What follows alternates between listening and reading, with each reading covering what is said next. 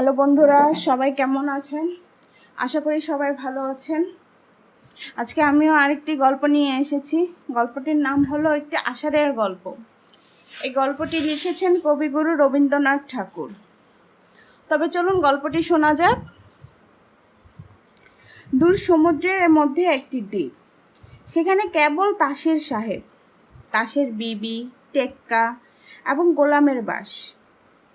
দুরি তিরি হইতে নহলা দহলা পর্যন্ত আরও অনেক ঘর গৃহস্থ আছে, কিন্তু তাহারা উচ্চ জাতীয় নহে। টেক্কা, সাহেব, গোলাম এই তিনটি প্রধান বর্ণ। নহলা দহলারা অন্তজ, তাহাদের সহিত এক পংক্তিতে বসিবার যোগ্য নহে। কিন্তু চমৎকার শৃঙ্খলা, কাহার কত মূল্য এবং মর্যাদা তাহা বহুকাল হইতে স্থির হইয়া গেছে। তাহার রেখা মাত্র ইতস্তত হইবার জো নাই। সকলে যথা নির্দিষ্ট মতে আপন আপন কাজ করিয়া যায়। বংশবলী ক্রমে কেবল পূর্ববর্তী দিগের ওপর দাগা বুলাইয়া চলা। সে যে কি কাজ তাহা বিদেশীর পক্ষে বোঝা শক্ত। হঠাৎ খেলা বলিয়া ভ্রম হয়। কেবল নিয়মে চলাফেরা, নিয়মে আসা যাওয়া, নিয়মে উঠা পড়া। অদৃশ্য হস্তে তাহাদিগকে চালনা করিতেছে এবং তাহারা চলিতেছে। তাহাদের মুখের কোনো ভাবের পরিবর্তন নাই। চিরকাল একমাত্র ভাব ছাপ মারা রহিয়াছে, যেন ফ্যালফ্যাল ছবির মতো। মান্ধাতার আমল হইতে মাথার টুপি অবধি পায়ের জুতা পর্যন্ত অবিকল সমভাবে রহিয়াছে। কখনো কাহাকেও চিন্তা করিতে হয় না, বিবেচনাও করিতে হয় না। সকলে মৌন নির্জীব ভাবে নিঃশব্দে পদচারণা করিয়া বেড়ায়। পতনের সময় নিঃশব্দে পড়িয়া যায় এবং অবিচলিত মুখশ্রী লইয়া চিত হইয়া আকাশের দিকে তাকাইয়া থাকে। কাহারও কোনো আশা নাই, অভিলাষ নাই, ভয় নাই। নতুন পথে চলিবার চেষ্টা নাই, হাসি নাই, কান্না নাই, সন্দেহ নাই, দ্বিধা নাই। খাঁচার মধ্যে যেমন পাখি ছটফট করে, এই চিত্রিতব্য মূর্তিগুলির অন্তরে সেরূপ কোনো একটা জীবন্ত প্রাণীর অশান্ত আক্ষেপের লক্ষণ দেখা যায় না। অথচ এককালে এই খাঁচাগুলির মধ্যে জীবের বসতি ছিল। তখন খাঁচা দুলিত এবং ভিতর হইতে পাখার শব্দ এবং গান শোনা যাইত। গভীর অরণ্য এবং বিস্তৃত আকাশের কথা মনে পড়িত। এখন কেবল পিঞ্জরের সংকীর্ণতা এবং সুশৃঙ্খল শ্রেণীবিন্যস্ত লৌহ শলাকাগুলি অনুভব করা যায়। পাখি উড়িয়াছে কি মরিয়াছে কি জীবন্মৃত হইয়াছে তাহা কেহ বলিতে পারে না। আশ্চর্য স্তব্ধতা এবং শান্তি, পরিপূর্ণ স্বস্তি এবং সন্তোষ। পথে ঘাটে গৃহে সকলে সুসংহত, সবিহত। শব্দ নাই, দ্বন্দ্ব নাই, উৎসাহ নাই, আগ্রহ নাই। কেবল নিত্য নৈমিত্তিক ক্ষুদ্র কাজ এবং ক্ষুদ্র বিশ্রাম। সমুদ্র অবিশ্রাম একটান শব্দপূর্বক তটের ওপর সহস্র ফ্যান শুভ্র কোমল করতলের আঘাত করিয়া সমস্ত দ্বীপকে নিদ্রাবেশে আচ্ছন্ন করিয়া রাখিয়াছে। পক্ষী মাতা দুই প্রসারিত নীল পক্ষের মতো আকাশ দিক দিগন্তে শান্তি রক্ষা করিতেছে। অতি দূর পর পারে গাঢ় নীল রেখার মতো বিদেশের আভাস দেখা যায়। সেখান হইতে রাগ দেশের দ্বন্দ্ব কোলাহল সমুদ্র পার হইয়া আসিতে পারে না। সেই পরপারে, সেই বিদেশে এক দুয়োরানীর ছেলে, এক রাজপুত্র বাস করে। সে তাহার নির্বাসিত মাতার সহিত সমুদ্র তীরে আপন মনে বাল্যকাল যাপন করিতে থাকে। সে একা বসিয়া বসিয়া মনে মনে এক অত্যন্ত বৃহৎ অভিলাষের জাল বুড়িতেছে। সেই জাল দিক দিগন্তরে নিক্ষেপ করিয়া কল্পনায় বিশ্বজগতের নব নব রহস্য রাশি সংগ্রহ করিয়া আপনার ধারের কাছে টানিয়া তুলিতেছে। তাহার অশান্ত চিত্ত সমুদ্রের তীরে আকাশের সীমায় ওই দিগন্তরোধী নীল গিরিমালায় পরপারে সর্বদা সঞ্চারণ করিয়া ফিরিতেছে। খুঁজিতে চায়, কোথায় পঙ্খিরাজ ঘোড়া, সাপের মাথায় মানিক, পারিজাত পুষ্প, সোনার কাঠি, রূপোর কাঠি পাওয়া যায়? কোথায় 7 সমুদ্র 13 নদী পারে দুর্গম দৈত্য ভবনে স্বপ্ন সম্ভবা আলোক সুন্দরী রাজকুমারী ঘুমাইয়া রহিয়াছেন?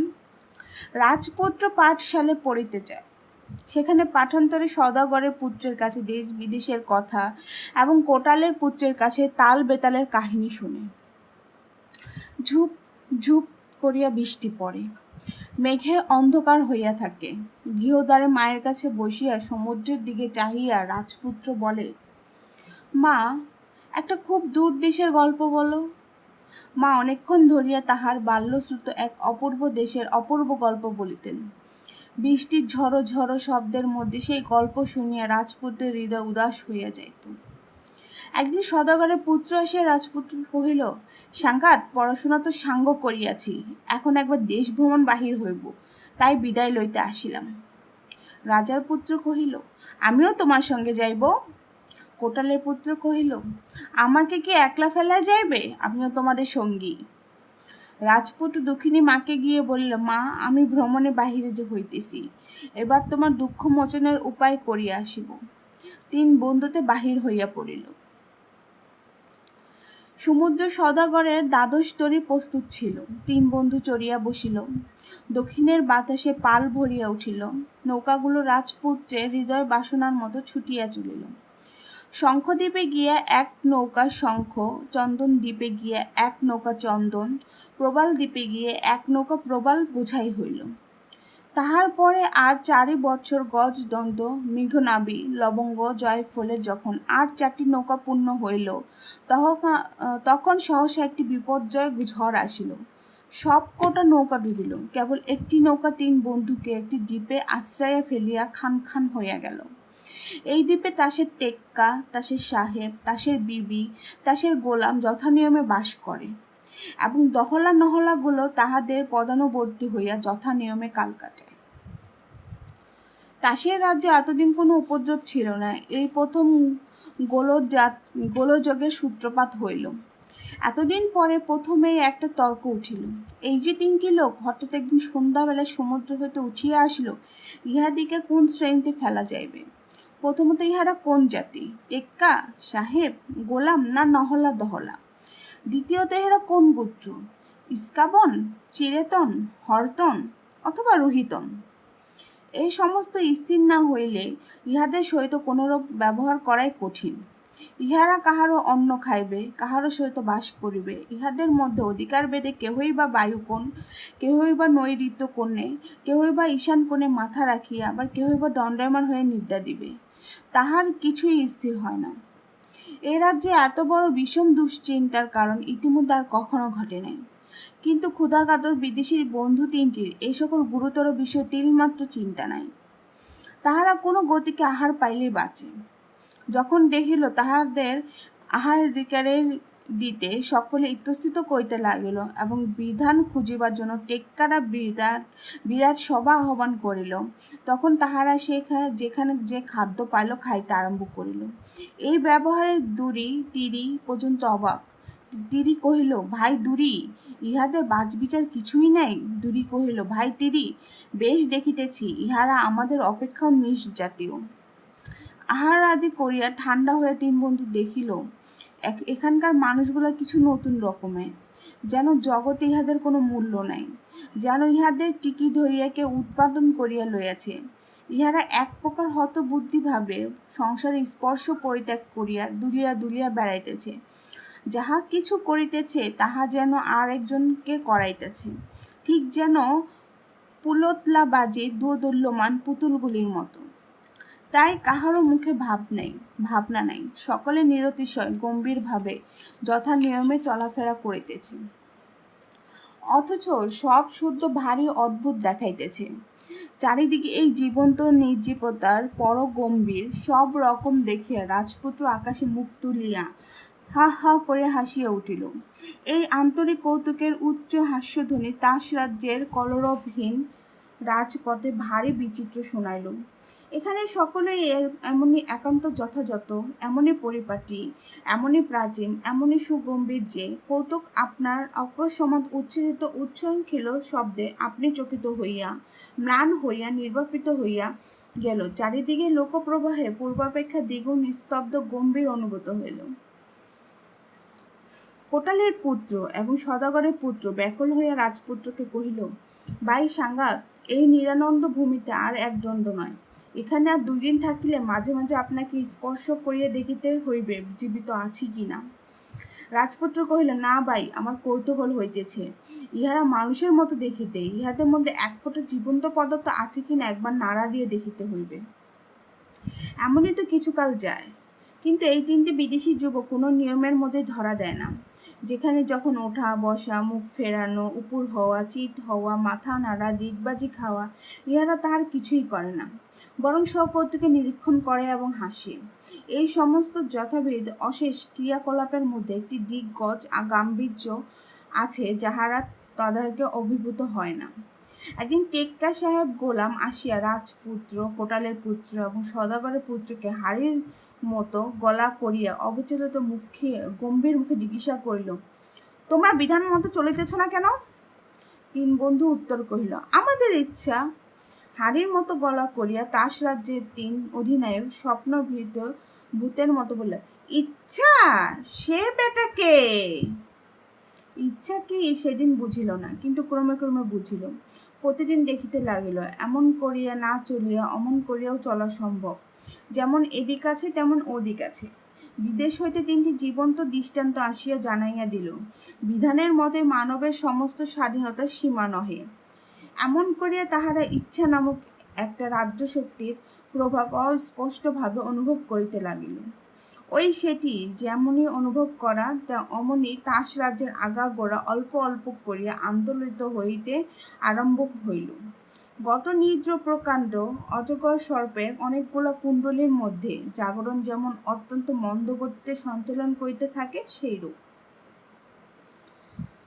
নির্বিকার মূর্তি বিবি এতদিন কাহারও দিকে দৃষ্টিপাত করে নাই, নির্বাক নিরুদ্বিগ্ন ভাবে আপনার কাজ করিয়া গেছে। একদিন বসন্তের অপরাহ্নে ইহাদের মধ্যে একজন চকিতের মতো ঘন কৃষ্ণ পক্ষ উদ্দীপ্ত করিয়া রাজপুত্রের দিকে মুগ্ধ নেত্রে কটাক্ষপাত করিল। রাজপুত্র চমকে উঠে কহিল, এ কি সর্বনাশ! আমি জানিতাম ইহারা এক একটা মুচিবর। তাহা তো নহে, দেখিতেছি এ যে নারী। কোটালের পুত্র ও সদাগরের পুত্রকে নিভৃত ডাকিয়া লইয়া রাজকুমার কহিল, ভাই, ইহাদের মধ্যে বড় মাধুর্য আছে। তাহার সেই নবভাব উদ্দীপ্ত কৃষ্ণনেত্রের প্রথম কটাক্ষপাতে আমার মনে হইল যেন আমি এক নতুন সৃষ্ট জগতের প্রথম উষার প্রথম উদয় দেখিতে পাইলাম। এতদিন যে ধৈর্য ধরিয়া অবস্থান করিতেছি, আজ তাহা সার্থক হইল। 2 বন্ধু পরম কৌতূহলের সহিত সহাস্যে কহিল, সত্য নাকি সাঙ্গাত? সে হতভাগিনী হরতনের বিবিটি আজ হইতে প্রতিদিন নিয়ম ভুলিতে লাগিল। তাহার যখন যেখানে হাজির হওয়া বিধান, মুহুর্মুহুর তাহার ব্যতিক্রম হইতে আরম্ভ করল। মনে করো, যখন তাহাকে গোলামের পাশে শ্রেণীবদ্ধ হইয়া দাঁড়াইতে হইবে, তখন সে হঠাৎ রাজপুত্রের পাশে গিয়ে দাঁড়ায়। গোলাম অবিচলিতভাবে সুগম্ভীর কণ্ঠে বলে, বিবি, তোমার ভুল হইল। শুনিয়া হরতনের বিবির স্বভাবত রক্তকপল অধিকতর রক্তবর্ণ হইয়া উঠে। তাহার নির্বিশেষ প্রশান্ত দৃষ্টি নত হইয়া যায়। রাজপুত্র উত্তর দেয়, কিছু ভুল হয় নাই, আজ হইতে আমিই গোলাম। নবস্ফুটিত রমণীর হৃদয় হইতে একই অভূতপূর্ব শোভা, এমন একটি অভাবনীয় লাবণ্য বিস্ফোরিত হইতে লাগিল। তাহার গতিতে একই সুমধুর চাঞ্চল্য, তাহার দৃষ্টিপাতে একই হৃদয়ের হিল্লোল, তাহার সমস্ত অস্তিত্ব হইতে একই সুগন্ধি আরতি উচ্ছ্বাসিত হইয়া উঠিতেছে। এই নব অপরাধিনীর ভ্রম সংশোধনের অতিশয় মনোযোগ করিতে গিয়া আজকাল সকলের ভ্রম হইতে লাগিল। টেক্কা আপনার চিরন্তন মর্যাদা রক্ষার কথায় বিস্মিত হইল। সাহেব গোলামে আর প্রভেদ থাকে না, দহলা নহলাগুলো পর্যন্ত কেমন হইয়া গেল। এই পুরাতন দ্বীপে বসন্তের কোকিলে অনেকবার ডাকিয়াছে, কিন্তু সেইবার যেমন ডাকিল এখন আর তেমন ডাকে নাই। সমুদ্র চিরদিন এক টান করধ্বনিতে গান করিয়া আসিয়াছে, কিন্তু এতদিন যে সনাতন বিধানের অলঙ্ঘ মহিমা একসুরে ঘোষণা করিয়া আসিয়াছে, আজ সহসা দক্ষিণ বায়ু চঞ্চল বিশ্বব্যাপী দুরন্ত যৌবন তরঙ্গরশ্মির মতো আলোতে ছায়াতে দৃষ্টিভঙ্গিতে ভাষাতে আপনার অগাধ আকুলতা ব্যক্ত করিতে চেষ্টা করিতে লাগিল। এই কি সেই টেক্কা, সেই সাহেব, সেই গোলাম? কোথায় গেল সেই পরিতুষ্ট পরিপুষ্ট সুবল মুখছবি? কেহ বা আকাশের দিকে চায়, কেহ বা সমুদ্রের ধারে বসিয়া থাকে। কাহারও বা রাত্রে নিদ্রা হয় না, কাহারও বা আহারে মন নেই। মুখে আহারও ঈর্ষা, কাহারও অনুরাগ, কাহারও ব্যাকুলতা, কাহারও সংশয়। কোথাও হাসি, কোথাও রোদন, কোথাও সঙ্গীত। সকলেরই নিজের নিজের প্রতি এবং অন্যের প্রতি দৃষ্টি পড়িয়াছে। সকলেই আপনার সহিত অন্যের তুলনা করিতেছে। টেক্কা ভাবিতেছে, সাহেব ছোকরাটাকে দেখিতে নেহাত মন্দ না হোক, কিন্তু উহার স্ত্রী নেই। আমার চালচলনের মধ্যে এমন একটা মহত্ব আছে যে কোনো কোনো ব্যক্তি বিশেষের দৃষ্টি আমার দিকে আকৃষ্ট না হইয়া থাকিতে পারে না।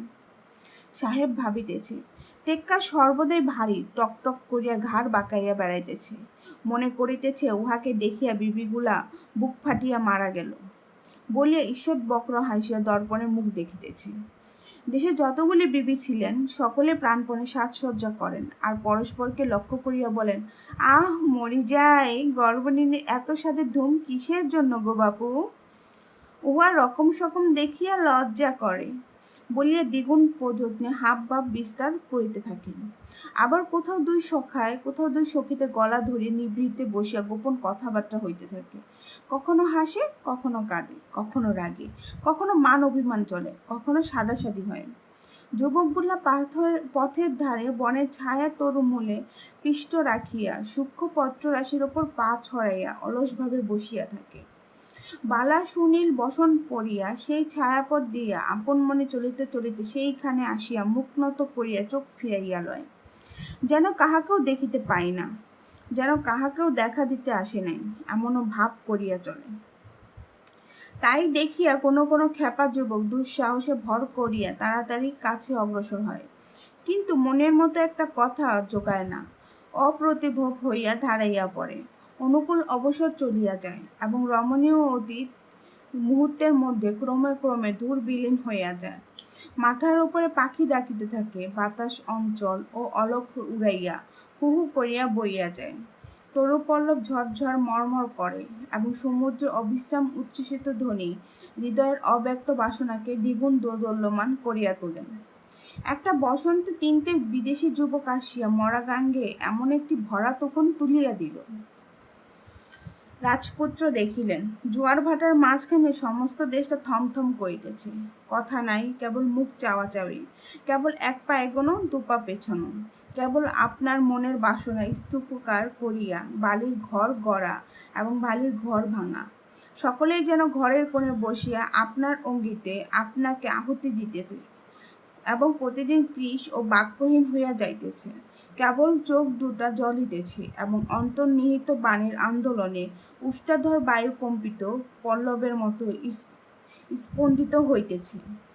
রাজপুত্র সকলকে ডাকিয়া বলিলেন, বাঁশি আনো, তরি ভেরি বাজাও, সকলে আনন্দধ্বনি করো, হরতনের বিবি স্বয়ং বরা হইবেন। তৎক্ষণাৎ দহলা নহলা বাঁশিতে ফু দিতে লাগিল। তুরি ঢিরি তুরি ভেরি লইয়া পড়িল। হঠাৎ এই তুমুল আরঙ্গ তরঙ্গে সেই কানাকানি চাওয়াচাওয়ি ভাঙিয়া গেল। উৎসবের নরনারী একত্র মিলিত হইয়া কত কথা, কত হাসি, কত পরিহাস, কত রহস্যচ্ছলে মনের কথা, কত ছল করিয়া অবিশ্বাস দেখানো, কত উচ্ছ্বাসে তুচ্ছ আলাপ। ঘন অরণ্যে বাতাস উঠিলে যেমন শাখায় শাখায়, পাতায় পাতায়, লতায় বৃক্ষে নানা ভঙ্গিতে হেলা দোলা মেলামেলি হইতে থাকে, ইহার মধ্যে তেমনি হইতে লাগিল। এমনই কলরব আনন্দ উৎসবের মধ্যে বাঁশিতে সকাল হইতে বড় মধুর সুরে সাহানা বাজিতে লাগিল। আনন্দের মধ্যে গভীরতা, মিলনের মধ্যে ব্যাকুলতা, বিশ্বদৃশ্যের মধ্যে সৌন্দর্য, হৃদয়ে হৃদয়ে প্রীতির বেদনা সঞ্চার করিল। যাহারা ভালো করিয়া ভালোবাসে নাই তাহারা ভালোবাসিল, যাহারা ভালোবাসিয়াছিল তাহারা আনন্দে উদাস হইয়া গেল। হরিতনের বিবি রাঙা বসন পরিয়া সমস্ত দিন একটা গোপন ছায়াকুঞ্জে বসিয়াছিল। তাহার কানেও দূর হইতে সাহাতানার টান প্রবেশ করিতেছিল এবং চক্ষু দুটি মূর্ধিত হইয়া আসিয়াছিল। হঠাৎ একসময় চক্ষু মেলিয়া দেখিল, সম্মুখে রাজপুত্র বসিয়া তাহার মুখের দিকে চাইয়া আছে। সে অমনি কম্পিত দেহে দুই হাতে মুখ ঢাকিয়া ভূমিতে লুণ্ঠিত হইয়া পড়িল। রাজপুত্র সমস্ত দিন একাকী সমুদ্র তীরে পদচারণা করিতে করিতে সেই সন্ত্রস্ত নেত্রক্ষেপ এবং সলজ্জ লুণ্ঠন মনে মনে আলোচনা করিতে লাগিল। রাত্রে শত সহস্র দ্বীপের আলোকে, মালার সুগন্ধে, বাঁশির সঙ্গীতে অলঙ্কিত সুসজ্জিত সহাস্য শ্রেণীবদ্ধ যুবকদের সভায় একটি বালিকা ধীরে ধীরে কম্পিত চরণে মালা হাতে করিয়া রাজপুত্রের সম্মুখে আসিয়া নত শিরে দাঁড়াইল। অভিলষিত কণ্ঠে মালাও উঠিল না, অভিলষিত মুখে চোখে তুলিতে পারিল না। রাজপুত্র তখন আপনি চিহ্নিত করিলেন এবং মাল্য স্থগিত করিয়া তাহার কণ্ঠে পড়িয়া গেল। চিত্রবৎ নিস্তব্ধ সভা সহসা আনন্দ উচ্ছ্বাসে আলোড়িত হইয়া উঠিল। সকলে বরকন্যাকে সমাদর করিয়া সিংহাসনে লইয়া বসাইল। রাজপুত্রকে সকলে মিলিয়া রাজ্য অভিষেক করিল। সমুদ্র পাড়ের দুঃখিনী দোয়ারানী সোনার তরী চড়িয়া পুত্রের নবরাজ্যে আগমন করিল। ছবির দল হঠাৎ মানুষ হইয়া উঠিয়াছে। এখন আর পূর্বের মতো সে অবিচ্ছিন্ন শান্তি এবং অপরিবর্তনীয় গাম্ভীর্য নেই। সংসার প্রবাহ আপনার সুখ দুঃখ রাগ দেশ বিপদ সম্পদ লইয়া এই নবীন রাজার নবরাজ্যে পরিপূর্ণ করিয়া তুলিল। এখন কেহ ভালো কেহ মন্দ, কাহারও আনন্দ কাহারও বিষাদ। এখন সকলে মানুষ, এখন সকলে অলজ্ঞ বিধান মতে নিরীহ না হইয়া নিজের ইচ্ছা মতো সাধু এবং অসাধু। তো আজকের গল্প কেমন লাগলো অবশ্যই লাইক কমেন্ট দিয়ে জানাবেন। আর কোনো গল্প শুনতে চাইলে অবশ্যই আমাদেরকে জানাবেন, আমি চেষ্টা করব সেই গল্পটি পড়ে শোনানোর জন্য।